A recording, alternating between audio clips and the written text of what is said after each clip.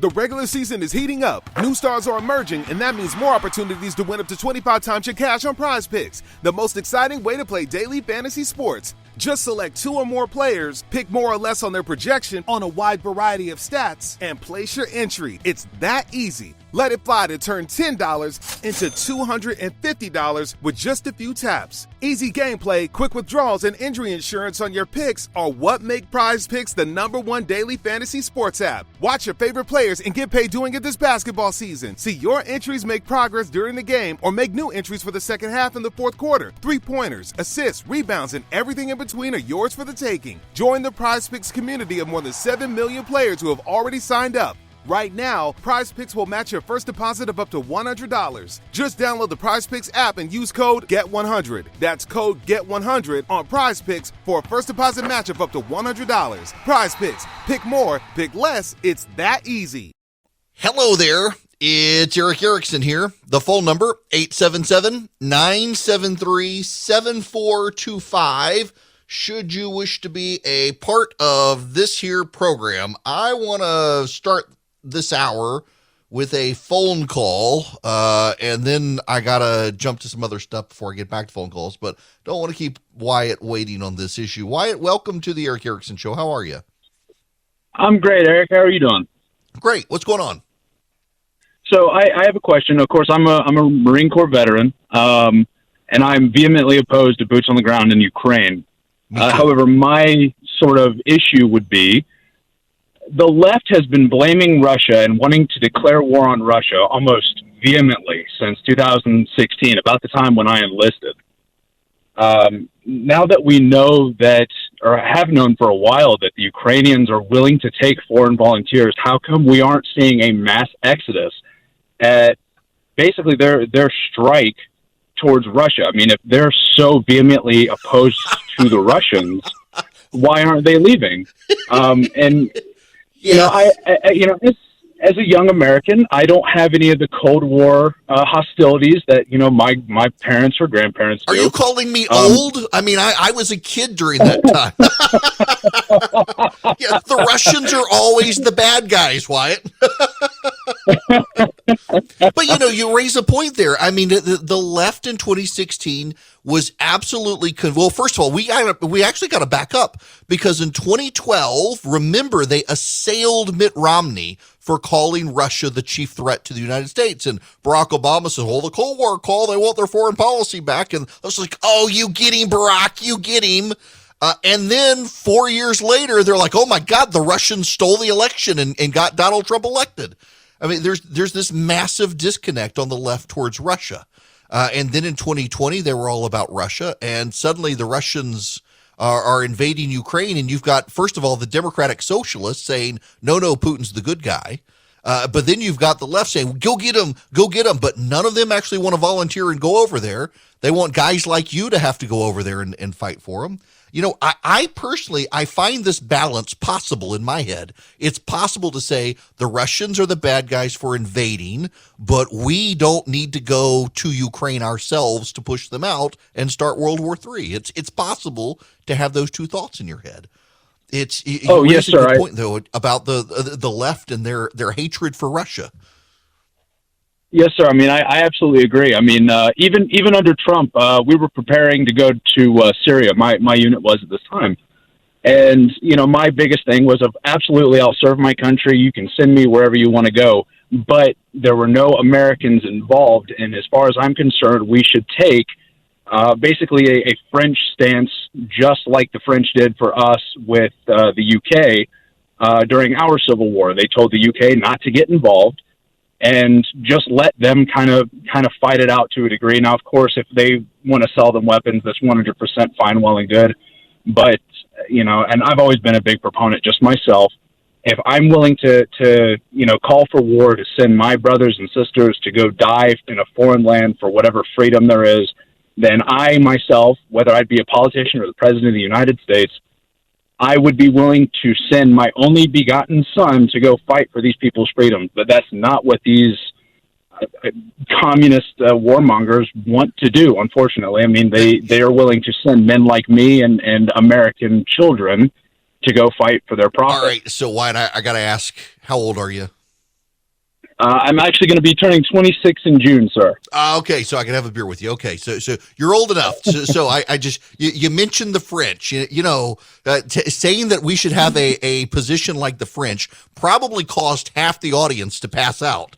That a Marine would suggest we have a position like the French. Now, for historic reference, for those of you who do not realize, Wyatt is referencing the French during our Civil War in the 1800s, when they actually still had like men in France who knew how to kill people. As opposed to now, the only thing they can kill is foie gras.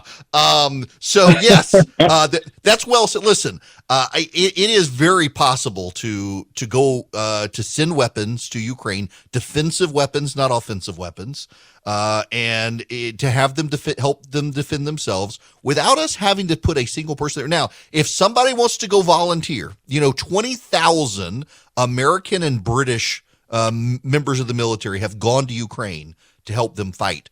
A number of American special operators and British special forces are in Ukraine right now helping them. In fact, there's a story out on the wires that it was American and British special operators who helped retake that suburb of Kyiv. They came up with the plan and retook it. So there are people over there volunteering, but I really don't see a lot of the people on the left who are like, the Russians are bad. We got to do something about Russia. I don't see them going over there. So yeah, listen, well said in that. Thank you for the phone call. And I don't understand why it's so binary for so many people that you can, if you support Ukraine, you must be willing to start World War III, or it's all Russia. If Patsy's still listening, let me give you the members of NATO, and this is important.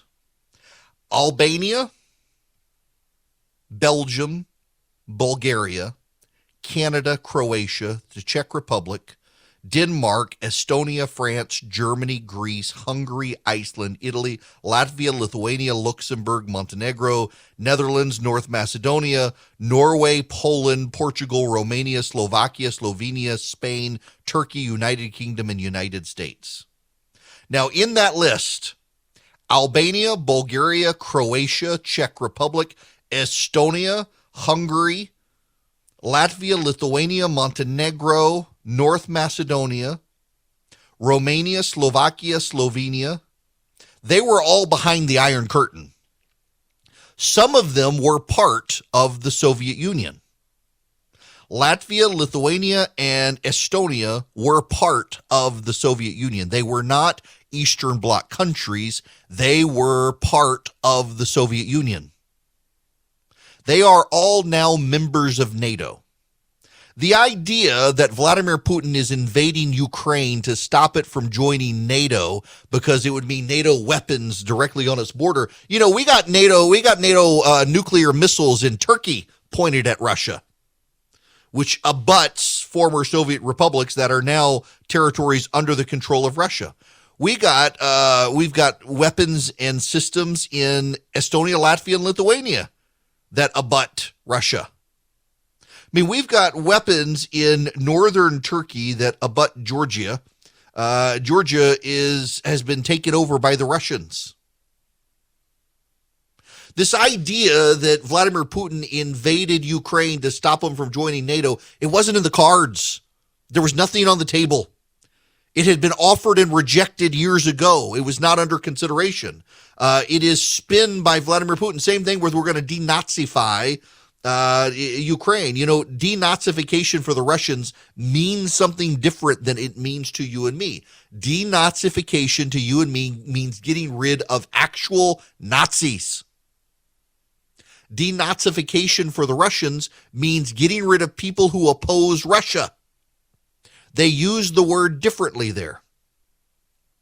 So when Vladimir Putin says he's going to denazify Ukraine, he means he's going to get out of Ukraine and kill all the people who are opposed to Russia, not people who are actual Nazis.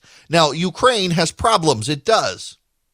And in Mariupol, there, down on the coast where the Russians are trying to completely take it over, the Azov Brigade is a neo-Nazi brigade that is fighting for Ukraine, and they are terrible, ruthless people. They have been subject to PR, to a disinformation campaign. The Russians are refusing to allow Ukrainians to leave Mariupol. The Russians have circulated video of an Azov Brigade member. And again, the Azov Brigade is a neo-Nazi group that is allied with Ukraine. They're terrible people. And the Russians are circulating video claiming it's the Azov Brigade that is denying people the ability to leave Mariupol. That's not true. Reuters actually is the news organization that got the video of the Russians refusing to allow people to leave. And the Reuters people had to be smuggled out of the city because when they came out and said, no, this isn't Azov Brigade, this is the Russians doing this, the Russians tried to kill the reporters. These are unsavory people. When you hear people say, well, had NATO not tried to expand, this would not have happened. NATO's already expanded. NATO's expanded to former parts of the Soviet Union.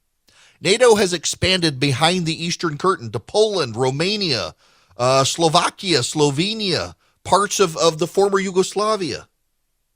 It's already expanded. You're saying, well, if NATO hadn't expanded, this would happen. NATO expanded in the 1990s, and this is 2022, and it's just happening. You're falling for an excuse. And oftentimes people fall for excuses because they don't want to have to grapple with reality. Now, I'm going to go on and take a commercial break here because I got to switch gears. But it's the same theme. People who want to be deluded because they refuse to acknowledge reality. And we got to discuss that closer to home on an issue that I'm tired of talking about, but it's so much in the news and there's so much propaganda about it from the press. We've got to discuss it. What is a woman? A woman.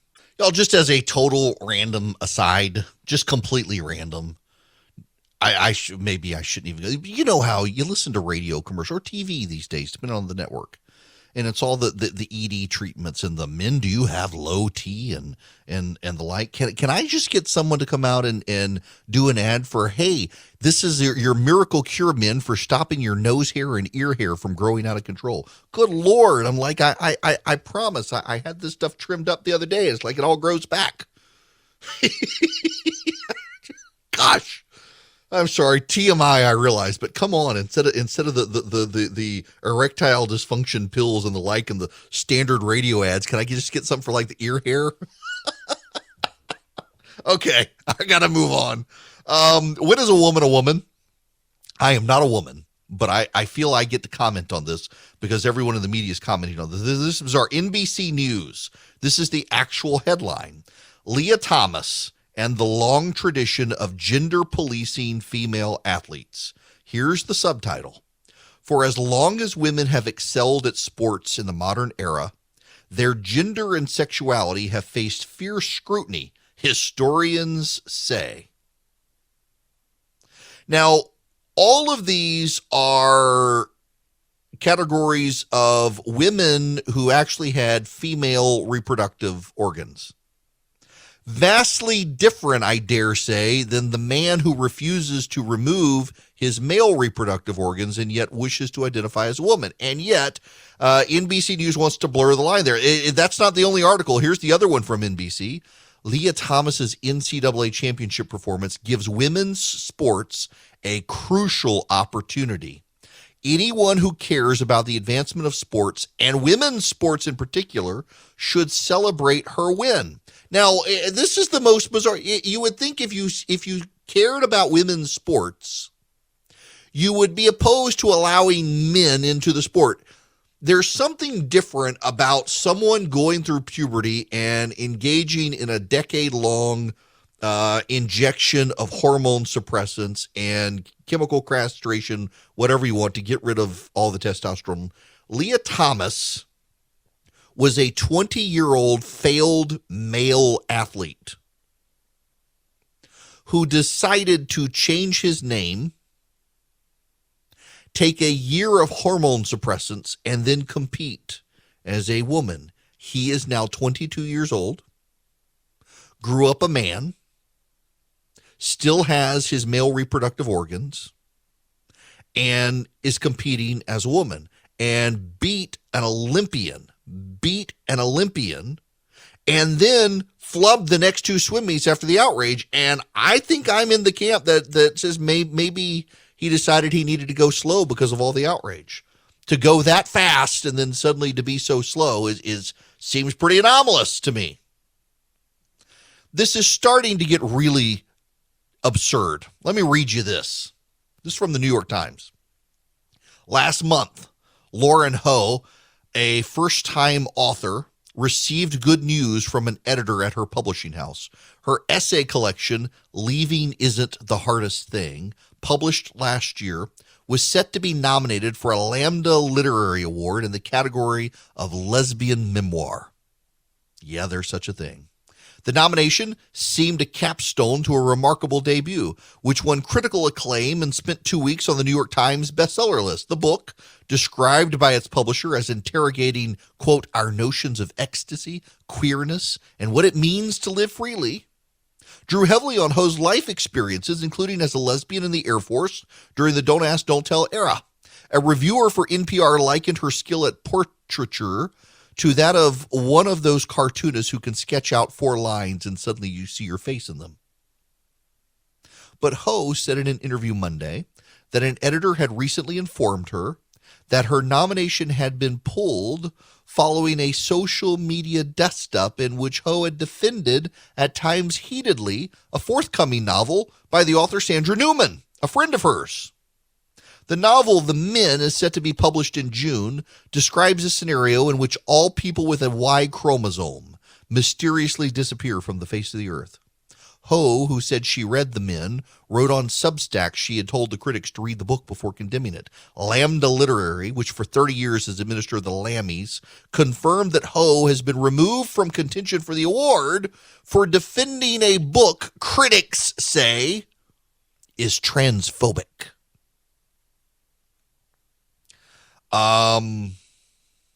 So you have NBC News trying to tell us that the definition of a woman is amorphous. You have Lambda Literary saying that an award-winning, highly praised book by a lesbian about being a lesbian and what it's like to navigate the world as a lesbian, particularly one in the military, cannot be given an award because it defended a book by another lesbian writing about transgender issues that's perceived as being transphobic. I mean, the revolution is never complete. The revolutionaries turn on the revolutionaries. It's a Robespierre moment. We are living through a cultural revolution moment in the United States. We are living through that period during the French Revolution where they're taking everybody's heads. It's just the reign of terror.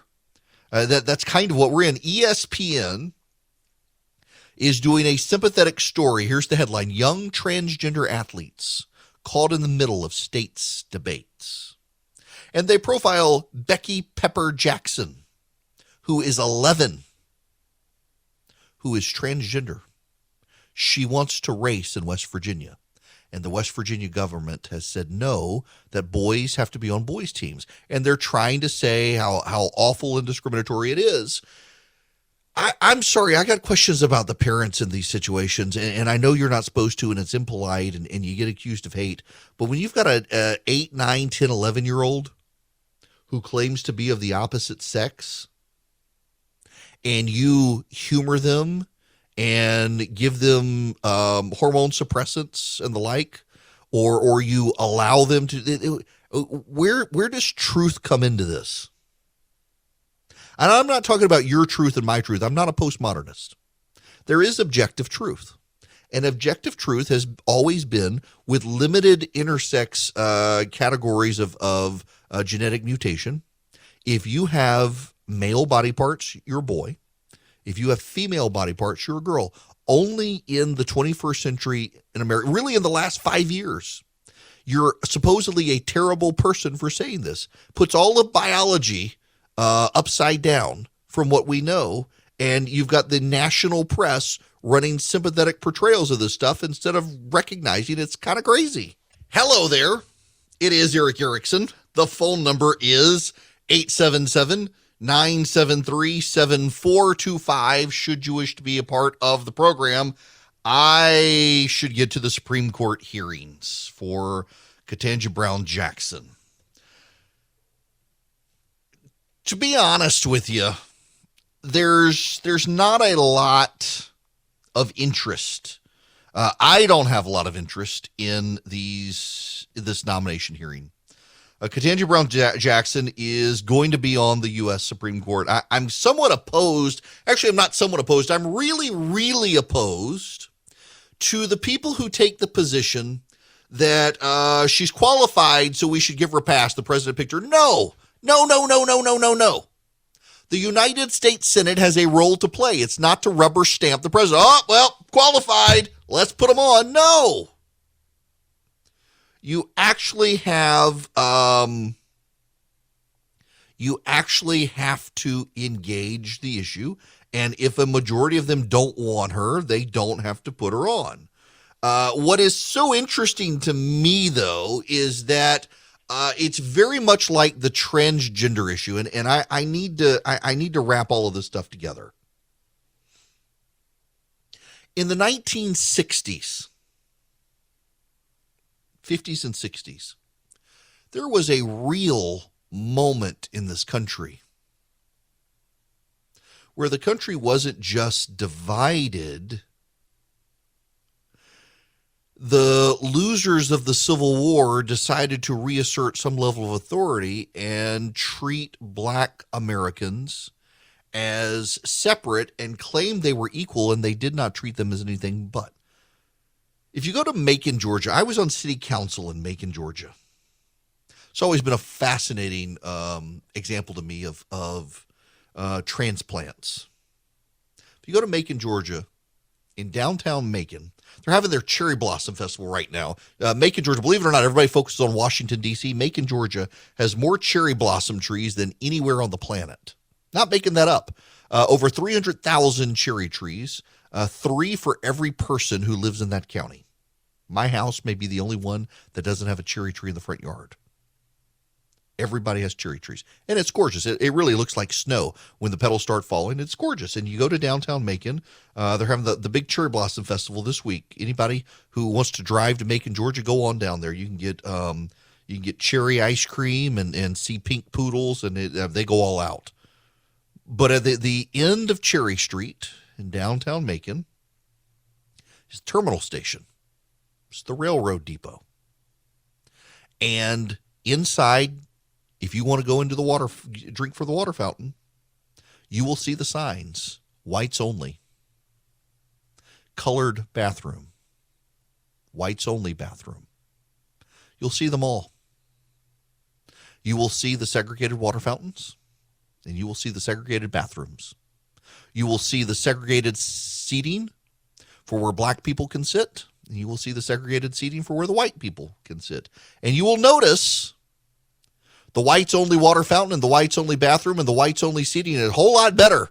So much for separate but equal. They were absolutely not equal. Now, the city of Macon, when I was on city council, we kept that stuff. And it was the white people who had moved to Macon who wanted to get rid of it all. It was the Black families of the city and the Black members of our city council who insisted that it be left so everyone could see it. Everyone could see it existed. Everyone could understand in separate but equal, it wasn't equal. And it's still there. And, ironically, as an upside now, if you want to do a movie about the United States from the 1950s or 60s, Macon's probably the best place in America to shoot a movie because you've got the real segregated bathrooms and the real segregated water fountains and the real segregated seating areas. There was a time in this country where we really had civil rights issues, major fundamental philosophical civil rights issues, and people who were not white were treated terribly. And reporters of their day got involved. And reporters of their day highlighted the violence and the disparities and the awfulness of the situation. Young reporters who are in their 20s and 30s now did not grow up in that era. But they saw that generation. They saw the Woodward and Bernsteins bring down a presidency. They saw the reporters beaten in Selma trying to cover accurately and honestly what happened there. And they want to be a part of it, and so they got to come up with something of their own. And so what they do is the transgender fight. It's the civil rights issue of our time, and you're a bigot if you think otherwise. And so you got a lot of reporters who have fallen into this, and they've bought into it. They are consumed with the idea of a moral righteousness for their side. They don't care about women's rights. Women have equality in this country. Women got the right to vote. Now we need men to be women, and only then will we be fully equal when men can become women. That's the civil rights issue of the day. But you're also seeing this with the Ketanji Brown Jackson hearing. It's monumental. It's historic. Pay no attention to Janice Rogers Brown, who the Democrats filibustered her nomination because they did not want the first female black justice of the Supreme Court to be a conservative.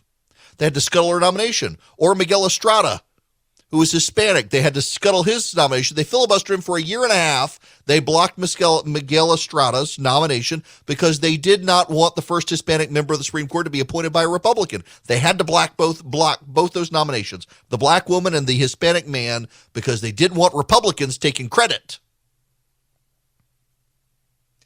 And now you have this moment where the Democrats are just gobsmacked with history, and the press is all in on it too. The thigh tingles, the spine tingles, and the like. They gotta play their role. They've got to advance this nomination. Now, Ketanji Brown Jackson, she was a federal judge. She's on the Court of Appeals. By those standards, of course, she could be on the Supreme Court. She's going to be on the Supreme Court. But we should note how the media and the Democrats have responded when Republicans have tried to put black or Hispanic people on the courts. We should note their hostility to conservative women and men on the Supreme Court. You should note, take Amy Coney Barrett, for example. She is the only member of the Supreme Court who didn't go to the Ivy League. And the level of abusive treatment of her that, well, she can't be smart if she didn't go to the Ivy League. She's a full-time mom. How could she be on the court? She's going to be distracted by her kids. And now they're all excited about Ketanji Brown Jackson being a mother. It's fundamentally hypocritical how they advance it. And there's something else as well in the way they advance it. That is dark money. Dun, dun, dun. So what is dark money? Shadowy interest groups, they call them. It is Democrat and Republican interest groups who use money from donors that is not disclosed. So we don't know who the donors actually are. We don't know where the money came from. And we don't know their real agenda. And they advance a cause for one side or the other. Now, on the Republican side, Sheldon Whitehouse, the Democratic senator who belongs to a bunch of all-white country clubs in Rhode Island, loves to talk about it's dark money, it's dark money, it's Republican dark money. The Democrats have a dark money group as well. It's called Demand Justice. And Demand Justice, we should note, advanced Ketanji Brown Jackson's nomination.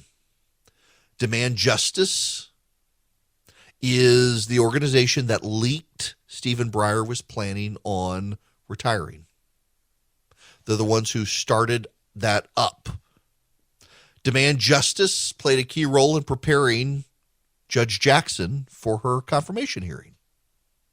They actually not only put Judge Jackson on a list of who they wanted as a Supreme Court nominee, they actually wound up attacking other people who were qualified so that they could steer the nomination in her direction. Demand Justice was originally backed by a dark money behemoth called Arabella Advisors. Arabella's network housed Demand Justice and spent $1.2 billion in 2020 to support Joe Biden's nomination. The group has announced it's going to spend $1 million on Judge Jackson as an ad campaign. They've launched a 6-figure ad campaign already, targeting Democratic and Republican senators about her.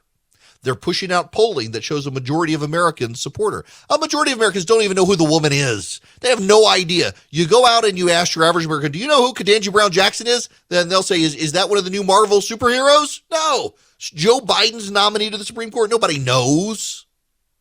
Nobody has an idea.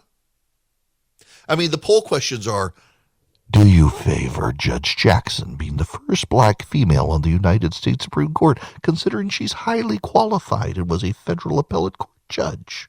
Oh, well, yeah. I mean, if that's the case, sure. I mean, that's basically what the poll question is. Nobody has any idea who this woman is. And so you've got dark money groups on the left advancing her nomination. Why? Why her?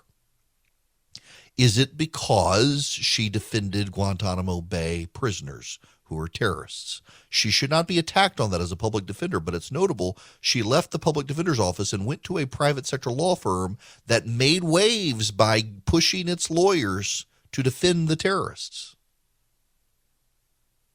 She'll have to defend that.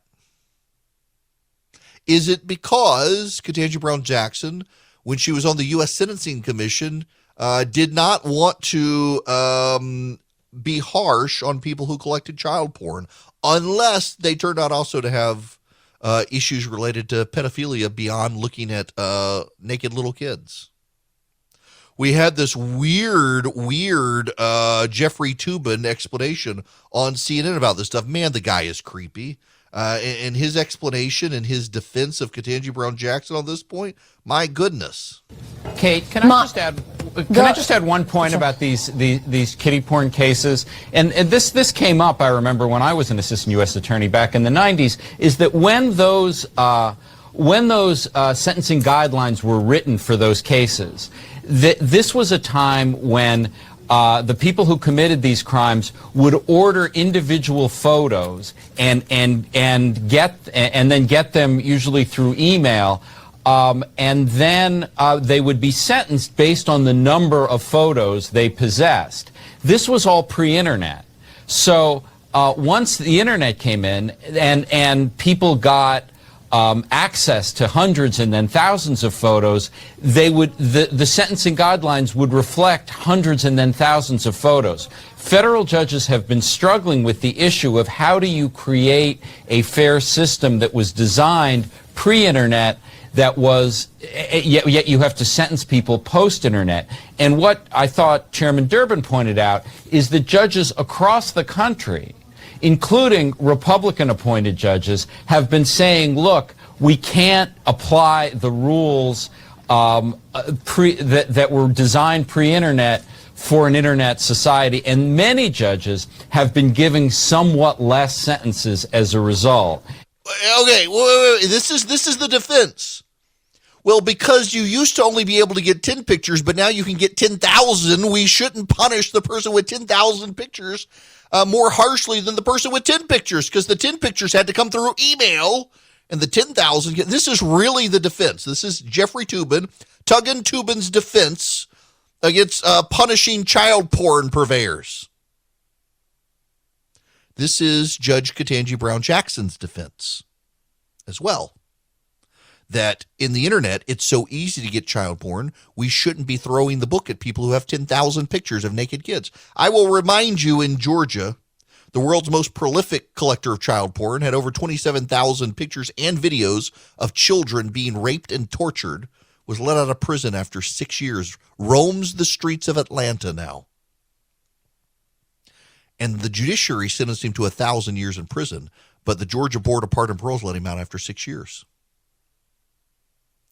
Could have gone to Ketanji Brown Jackson, maybe just gotten a year in prison. I mean, this is something she needs to answer for.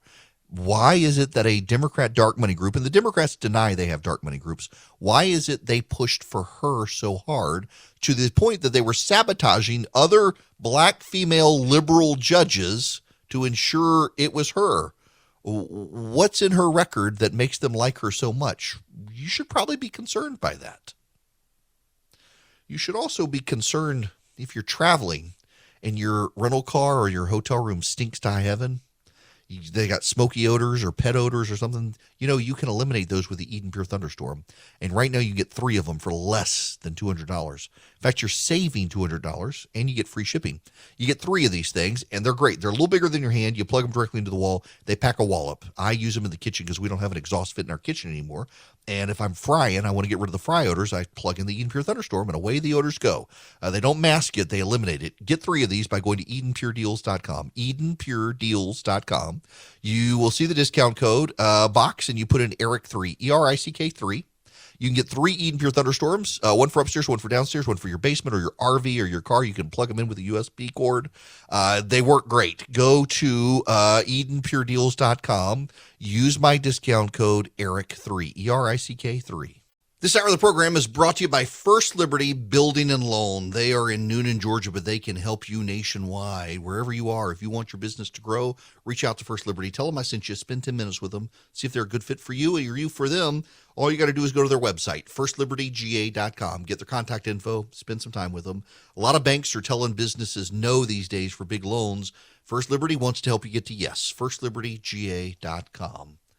I'm sitting here looking at all these headlines of people, and whenever you talk about the transgender issue now, if you're a conservative, why are you obsessed with it? Why are you obsessed? I don't think we're the ones obsessed. Look at all the headlines out there. We're just defending the truth here. Another truth that must be defended out there because the left says they're creating a Latino firewall. We may have to spend some time on this tomorrow. The Politico says that out in Arizona and Nevada, the Democrats are spending $650,000 already on the defense of their candidates on Spanish language television and radio. They're trying to build a firewall because they're in absolute panic about Hispanic voters. The Texas Public Policy Foundation has polled and surveyed Hispanic Texans. It's a pretty detailed survey. High numbers of people surveyed, and guess what? Turns out Hispanic voters, at least in Texas, favor school choice and strong border defenses. They support shutting down the border, which you don't have to know a whole lot about the Hispanic vote to know that that's the case. Hispanic voters are more likely than any other in the country to want strong border security. Now, why? It's important because in large part, they recognize that they came here legally and their families came here legally. And so you should have to come here legally as well. They want a secure border. And they want school choice because Hispanic voters who are culturally conservative understand just how much indoctrination is going on in American schools right now. They've given up on teaching and they want to indoctrinate people. And this is why the Democrats are in a panic. In Arizona and Nevada, for years and years and years and years, they have said demography was destiny. And now it doesn't appear that that's the case, except means Republicans are about to become a major party again in this country in terms of majority vote share because Hispanic voters and a lot of younger black men are voting Republican as the Democrats become the party of rich white Karens. People do not want to be in the same party as woke Karen who's abusing you in the grocery store because your mask is on your nose or you're not wearing a mask at all. People do not want to be in that party. And that's what the Democratic Party's become. Nobody wants to be with Karen. So Hispanic voters are trending rapidly to the GOP, which is why the Democrats are already spending almost $1 million in Arizona and Nevada to try to boost support of Hispanic voters. That may suggest they're doomed. It's 2022. Things are still crazy. Things haven't settled down. And now you got the Federal Reserve and interest rates. You got the economy. You got inflation. A lot of banks won't even return your phone call. Let's say you're a small business and you need a loan for $750,000 or higher. You see an opportunity where banks, they don't even want to see you. You want to buy a building. You want to build a building. Reach out to the Frost family at First Liberty Building and Loan. They've been helping small businesses become big businesses since the 1990s. They want to help you if they can. So spend 10 minutes with them. See if you're a good fit for them and they're a good fit for you. Their website is firstlibertyga.com. That's firstlibertyga.com. Again, you need a loan, $750,000 or higher. You're a small business and you see an opportunity to grow. Share it with the Frost family and see if they can help you. Firstlibertyga.com. That's firstlibertyga.com. First Liberty Building and Loan can help businesses nationwide become bigger businesses.